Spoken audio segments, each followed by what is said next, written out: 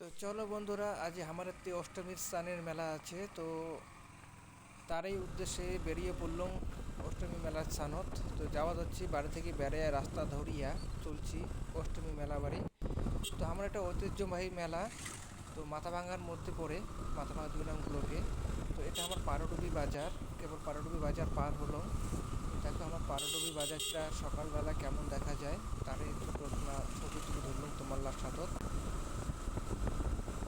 তো জানো না তোমরা আছেন কি না এসেন, তো অবশ্যই আসিবেন আমার মাথাভাঙা 2 নং ব্লকের। এটা সব থেকে বড় মেলা, অষ্টমীর স্থান, অনেকে কয় কনকনাথের মেলা। তো প্রচুর ভিড় হয়, প্রচুর। এই যে সকাল সকাল প্রচুর ভিড় হয়ে গেছে, মুই একজন মার সঙ্গে। তো মা স্নান করিবার ধরছে, এই যে মা। তো স্নান করা শেষ হওয়ার পরে তো ঠাকুরগুলা পূজা দেছে, তো কাও টাকা দেছে, কাও চাউল দেছে, কাও কালাই দেছে। মানে যার যেটা সামর্থ্য অনুযায়ী দাওয়াত হচ্ছে। এটাকে না সবগুলা ঠাকুর কে দাওয়ার নাকি অল্প অল্প করিয়া। তো মা দাওয়াত হচ্ছিল।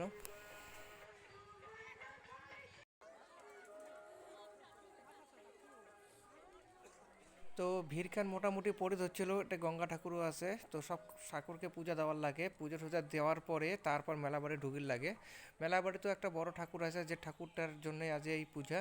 তো সেই মন্দিরটা তোমাকে দেখায় মেলায়। তো মুই যেহেতু ভিতর ঢুকুং নাই, বাইরে থাকিয়া ভিডিও করছুং। তো সেটার মুহূর্তটা তোমাকে দেখায় মেলায়। তো প্রচুর ভিড় হয়, দেখো প্রচুর ভিড়, রাস্তাটা দিয়ে যাওয়া যায় না। তো অনেক মানুষই আসে এই মেলা বাড়িটাত, অনেক অনেক মানুষ দূর থেকে মানুষই আসে। তো যাই হোক, তোমরাও আসেন, অবশ্যই ঘুরে যাবেন। এই মেলাটা বছরে একবার করেই হয় আজিকার দিনত। তো যদি কোনো দিন আসেন, অবশ্যই মেলাখান ঘুরিয়ে যান, সেই মজা পাবেন। কারণ অনেক বড় মেলা। এই যে মেলা বাড়িটার পিছনটা, এটা নদীতে চান করিয়া তারপর এটা মেলা বাড়ি ঢুকিবেন লাগে। তো এই যে মেলা বাড়ি ঢুকে গেছে আমার, এই যে মন্দিরটা, এটা হচ্ছে মন্দির। তো এটা 20 টাকা করে টিকিট নেয়, টিকিট কাটিয়ে মন্দিরের ভিতর ঢুকিয়া তারপর পূজা দেওয়ার লাগে কার কি মানুষ আছে। তো মেলা শেষে আমরা এই যে মার সাথে খাওয়া দাচ্ছিলাম। তো যাই হোক, ভিডিওখান যদিও বেশি ভাল করে করির পাং নাই, তো তারপরে যতটুকু পাচ্ছ